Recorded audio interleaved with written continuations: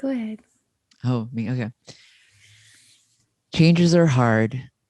Life ebbs and flows.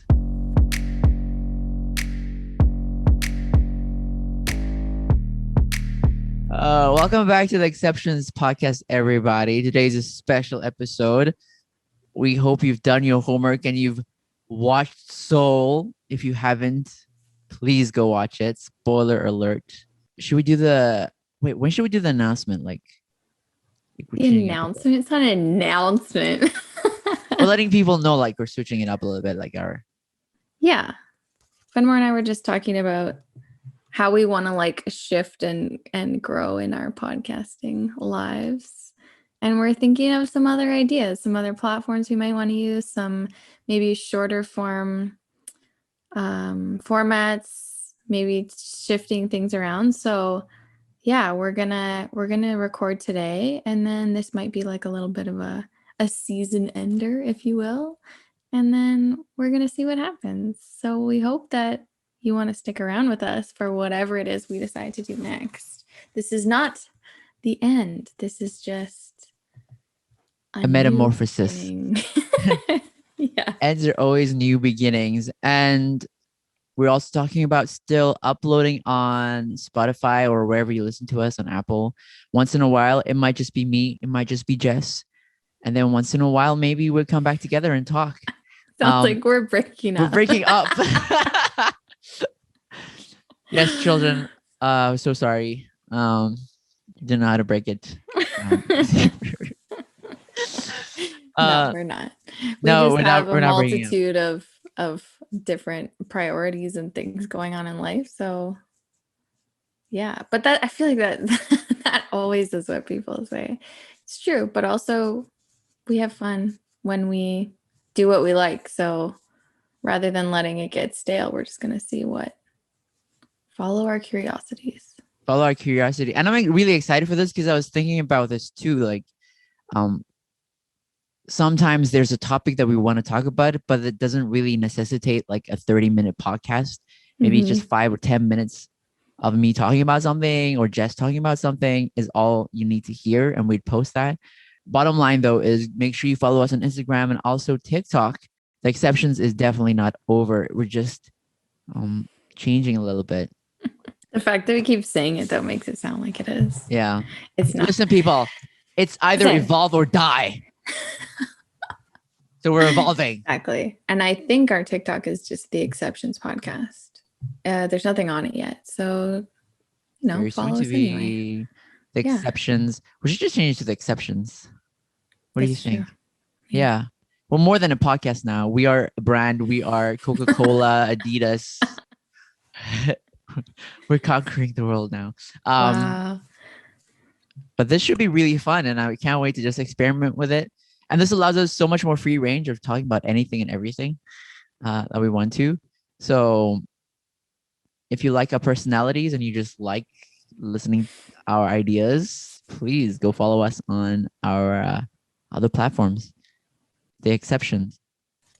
But now that we've mentioned that, let's go back to Soul, because that movie, Jess, you're telling me it inspired you to break up with this podcast? Okay. Yeah, that's the reason. Fenmore gets me to watch a movie, and then I go, yeah, sorry, I don't need you anymore. Yeah. It's like, you know what it made me think of, though, is how, did you ever read The Power of Now? No, I have not. It's like, I feel you know it, though, right? You've heard of it. It's like the book that everyone reads to, like, it's like in the self-development realm. It talks about presence, and in the beginning the author says, like, when he discovered what like living truly in presence meant, he just like wandered around for like days on end just experiencing life. And I'm like, that's like, I think it was a very like, that's not my experience is what I'm saying, but like it's kind of like that. You're like, oh yeah, okay. So watching this movie changes your perception of things. Maybe not. Maybe if you've had certain realizations elsewhere, or I don't know, you just weren't in the right place to receive it at the time. Right. Then it didn't hit the same, but I really liked it. I loved it. And just if you don't care about spoilers, I'm just gonna summarize the movie really quickly, but please go watch it. Actually, for me, honestly, the spoilers don't matter for this movie. It's like the journey of the movie that is just seeing it. Yeah. But if you don't want spoilers, go watch it now. So basically, this guy, what's his name? Joe? Joe. I think it's Joe. So yes, he was a high school music teacher. And at the beginning of the movie, you can tell he's kind of like over it. He's just existing. He goes home, he watches TV, he goes to work, he, gets he secures the job long term, and he's just like not that excited about it. He's just existing, but he comes alive when he watches or plays jazz. Da, da, da, da. So he, through a turn of events, he gets to play with his favorite musician on stage. Like this is his dream in terms of music. He always wanted this. And he does the practice. It's amazing. And then he has the show that night, and then he like falls into the sewer drain and dies. And because that was his dream, and he said, I think he said that day as he was walking around before he died, he was saying, oh, my life starts today. Like my life starts now. Yes, that's really and important. And then he died. So of course he's clinging to life, because he's like, I wasn't even fucking living until now. My life just started. I finally get to like do this crazy thing that I've put off and all this stuff. And that moment in general, I think, is really deep, because it's like, do you want everything up to this like quote unquote purpose, or this huge goal, or this dream life that you've always considered? Do you want everything up to that to just be nothing, or to just be like you're just grinding to get there, but you're hating the process, or you're just waiting around for something to happen and just kind of existing and not fully living your life? So that was kind of the first moment. And then, yeah, all the stuff happens in the great before and all that stuff. And he ends up coming back, and he gets back to Earth. He gets back in his body, and he performs the show that he died right before, and he finally gets to perform it. And then after, yeah, he's like, oh, what? Well, now what? And she's like, well, we do it again tomorrow. And he's like, oh, this is not what I thought it would feel like. So that was another moment where I was like, man, I always have, like, in my head, I have this dream life that I really want and that I think about. And in a way, it's almost like we make everything leading up to that like invaluable. And yet when it happens, and I've seen this a lot of times, like there's people that I follow, or YouTubers or whatever, writers, where they're like, yeah, I always wanted to go to a bookstore and see my book on the shelf. And that's like a dream that I had too. And I still think that'd be cool. But she's like, yeah, when I went and saw it, it just didn't feel the way I thought it would feel. And it was like, things had already leveled up and changed, and I didn't appreciate it. And it just wasn't what I thought. And if, yeah, I think the underlying thing here is like, if we're expecting a certain thing that we get, or a goal that we achieve, to like make our lives and to make us feel a certain way, but we're not enjoying the process of getting there, what's the point? Because you could get there and not feel the way you wanted to, and then what? Are you just going to be unfulfilled? Are you going to be depressed? No, there's so many good points in this movie. There's a scene where he, in the great before, where he gets to see his life, like highlights of his life, and as he's looking around, he's only focused on like the sad moments where he's not doing what he thinks he should be doing. Yes. He's like teaching students and he hates it. He's like alone at a bar. He's not famous yet. Like those are the moments that he's like focused on. Like you said, his life has not started until he's able to play that great famous with that famous musician, right? That's when his life really started. And for me, that was such a great connection, because I remember in high school, and I think I said this on the podcast before, but they used to tell you, don't worry, your life doesn't start until after school. What a terrible thing to tell anyone. Like, no, your life is happening right now. It's not going to start sometime after something else happens. Your life is right now. Like you're living your life. Like this is your life. Wherever you are, this is your life. And that was something this movie just hit so hard.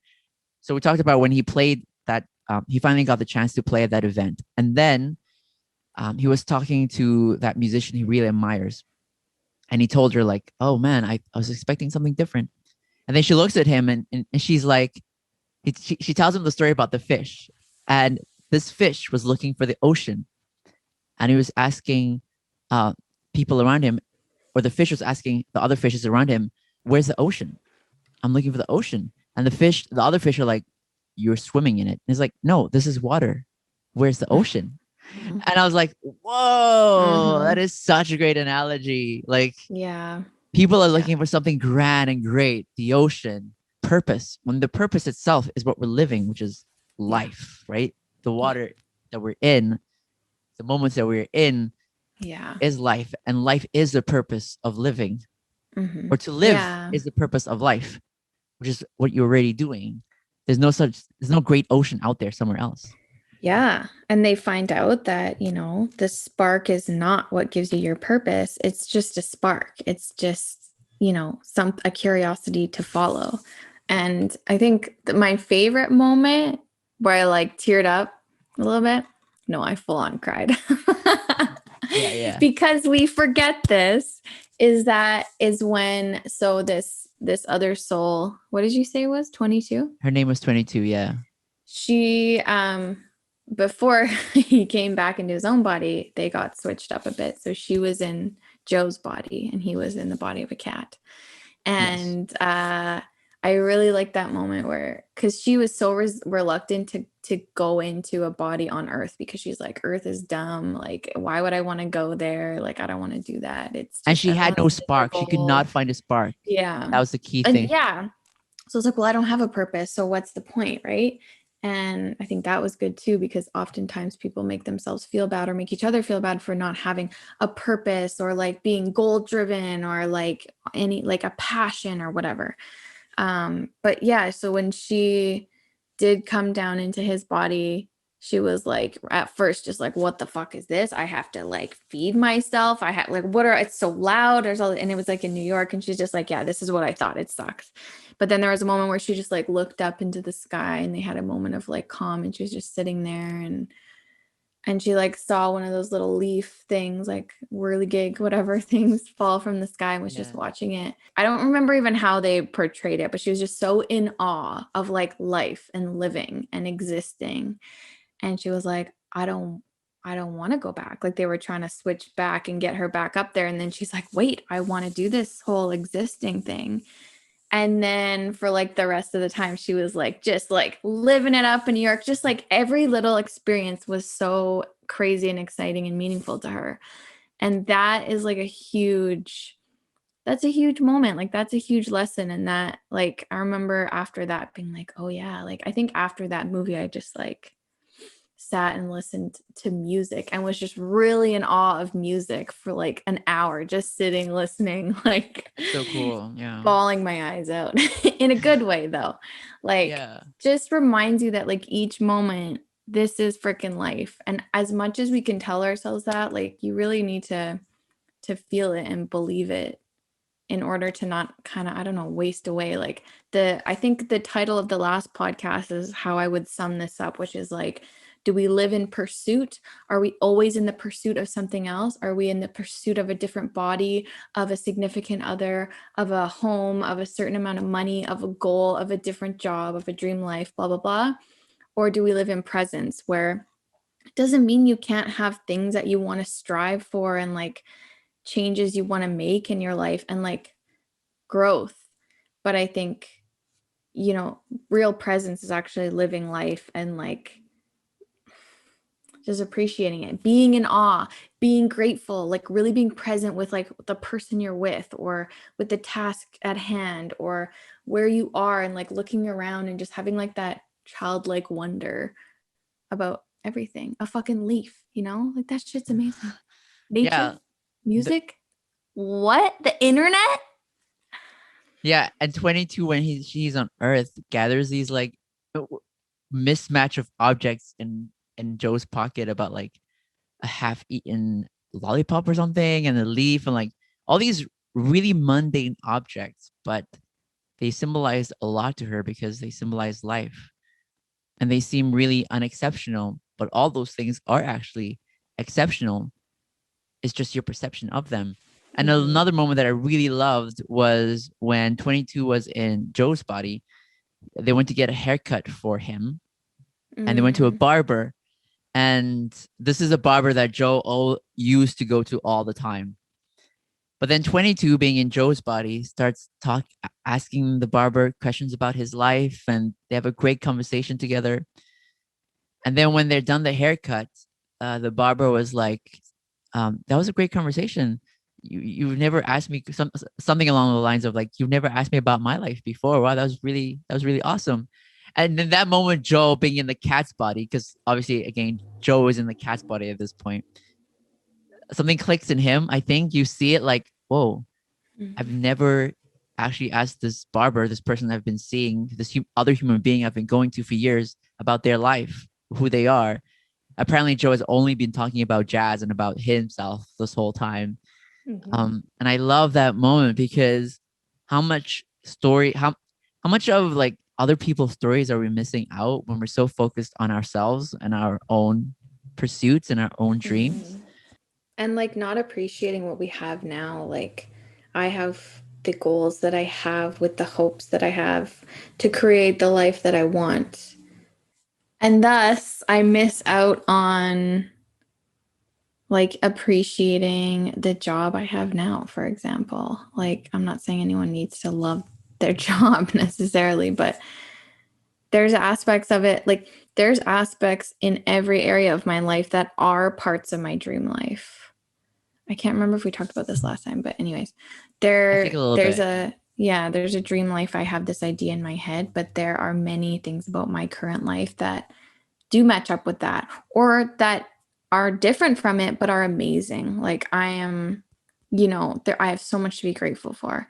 And when we're always in pursuit, I think we just miss that and it's sad. And like that asking yourself that question again, like if nothing changed, if you didn't achieve your goals or you didn't get XYZ, would you still be happy? And would you be able to look back on your life and be like, that was a life well lived? And like, okay, I could die happy at any moment in time. And Hmm. like, that doesn't mean we need to be perfectionistic about it. It just means make sure that you're really appreciating each moment and not just like, oh, okay, I got through that day. And at least I can say, though I hated everything I did, I grinded towards my goal. It's like, really? What if you fucking die tomorrow? Like, is that what we want? I absolutely agree with you where people spend their whole lives never being grateful for the things they have. I think you can be grateful without being complacent. You can still, for example, Yeah. for me, I can still be very grateful for the life I have and the opportunities I have while still having hopes for a future and working towards that future. The problem comes when you absolutely don't appreciate all the great stuff you have right now Mm-hmm. and only look forward to the future. If I feel some days, here's the thing, we talked about this too. There's like joy in the moment of just absolutely enjoying life in the moment. It doesn't have to be shallow. It's just like looking at the nature and loving it. There's joy in Mm-hmm. that, but there's also joy in, for example, like working hard towards something you really like and really love. And at the end of the day, you're like, that was a day well spent. I'm totally exhausted Yeah. and I've done everything I could. And there were moments I absolutely was like, oh, I hate this. But Yeah. I did good today. And I'm really grateful for that time, that hard work, for those tears I've spent. Because there, Yeah. there's both of that as well. That's fair. I think there's a difference just between grinding towards something that's unaligned and putting in work that you enjoy and feels purposeful to something that is aligned.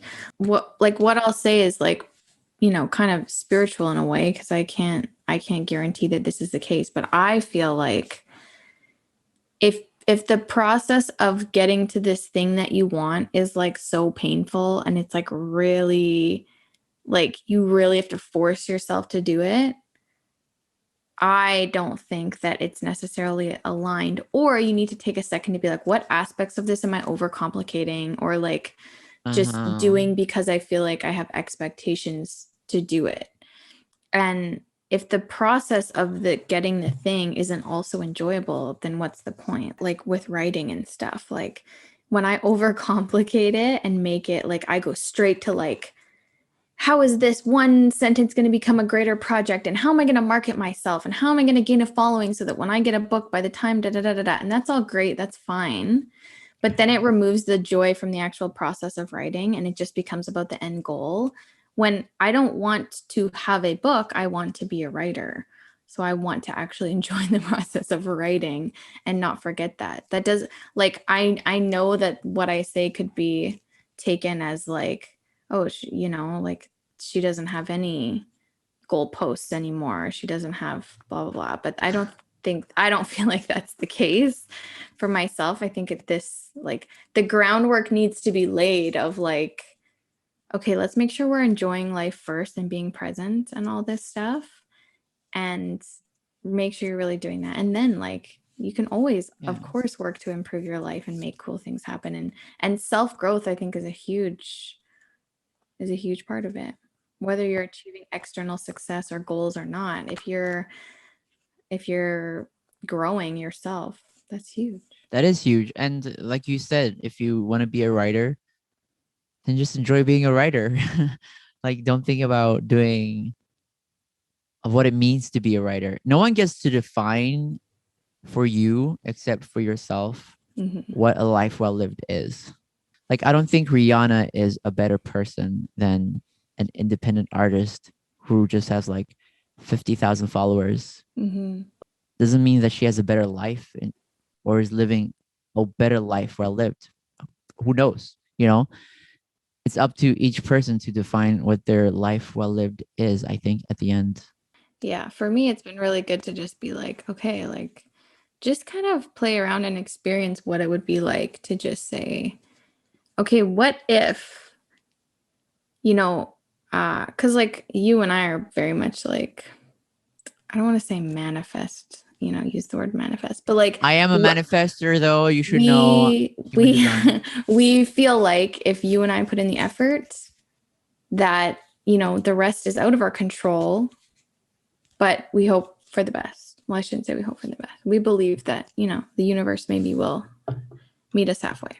Yeah. So I think the part about like the whole manifesting mindset that I never really like fully understood was the part where it was like, want what you want with all your heart and fully believe that it will happen, but also fully believe that you will be okay and happy if it doesn't happen. So that's the part I feel like I'm finally now getting and really being like, okay, what if this is it? Like, yeah, I'm actually really happy. I'm really impressed with myself. Where I was 5 years ago to now, like, I'm really proud of what I did. Sure, it's not this like life which I may have like seen other people accomplish and now I want to like mimic that in my own life.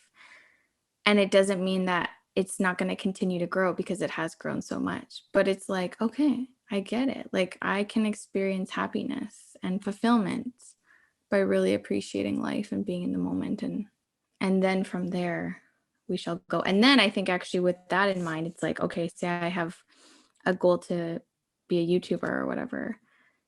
It really removes this need to like gain external success from it. Be like, okay, do I really just enjoy the process of it? Doesn't mean you can't still hope for that or like want to quote unquote manifest it. Right. Yeah. You know what I mean? Yeah. And the thing about manifesting, the idea of manifesting, removing the wishy-washy part of it, for me, the way I think about it is very simply feel the way you want to feel when you get that thing. And in the process of feeling that feeling, a few things happen. Like, first of all, it's usually a positive feeling. It has to be a positive feeling. So you're in a better mood to just be more productive, like baseline, right? Are you saying that like, okay, so you have this goal and you have this goal because you think it's going to make you feel this emotion. So therefore, instead of just waiting for that, like try and cultivate that emotion right now. Yes. And then in doing that, you also see if like you still need that goal because you are cultivating that emotion anyway. You're getting that hit to your brain. Like, I feel this. I feel euphoria. I feel so joyful about where I am and what I'm doing. this is the feeling I want to feel when I reach that goal. I'm already feeling that feeling. Do I still want that goal? Yeah, I want to do it still. Or it's easier for you to attract it because your mind is in a positive space, again, baseline productivity. And also you're moving a lot of the fear of like, what if it never happens? No. Don't think about the fear. Think about the joy of having it, like the what you want to feel. It's the idea of faking it till you making it. The energy you give out, the energy you receive a lot of the times. Yeah. Sure. And we always want more.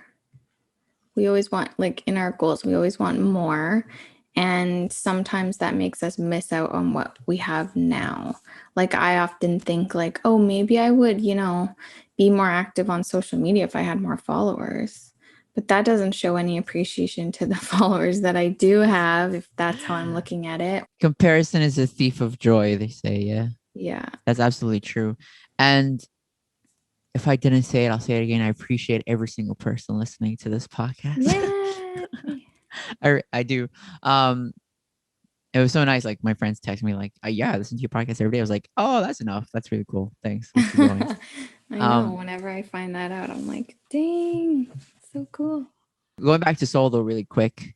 You said the scene that made you cry was that leaf scene where I think I cried a few times. Okay, oh sure. I really Are you surprised?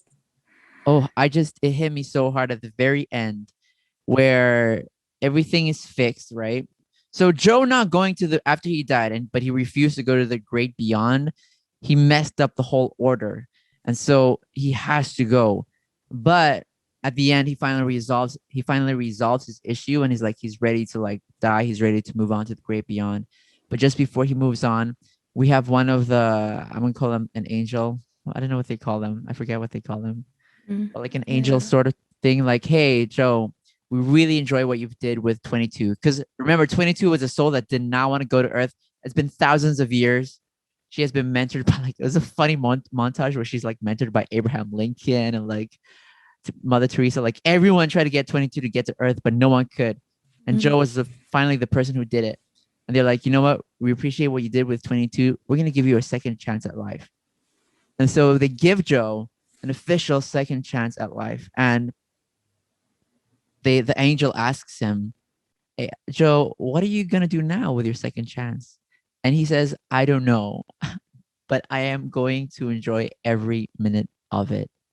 And that just hit so hard. It's like, I don't need to know what I'm going to do with my life. I'm just going to enjoy every single minute of it. Exactly. Teared up for sure. I was like, yes. Yeah. I love that. Yeah. You don't have to have a great purpose in order to be a meaningful human being. The truth of the matter is the fact that you're alive just makes you an exception because it's so rare. And that's your purpose, just to exist and live. And the more present you are and grateful and just in awe. I really like that word. That was one of the words I chose for like my words of 2021. Just to be in awe. You can be in awe at any given moment by looking at anything around you and just realizing how crazy powerful it is. I'm in awe of how I just don't give a shit about how messy my room is. Like I have clothes everywhere. You don't even know. Be in awe, be present, and then follow your curiosities with joy. Enjoy the process. I'm not saying every moment in life is going to be easy and that we don't have to do hard things. I'm saying that the more appreciative and present we are, the more I think we are going to not miss out on opportunities, and we're going to connect deeper with people because we're going to feel better and we're going to be able to give more of ourselves to other people and the collective and the world. And yeah.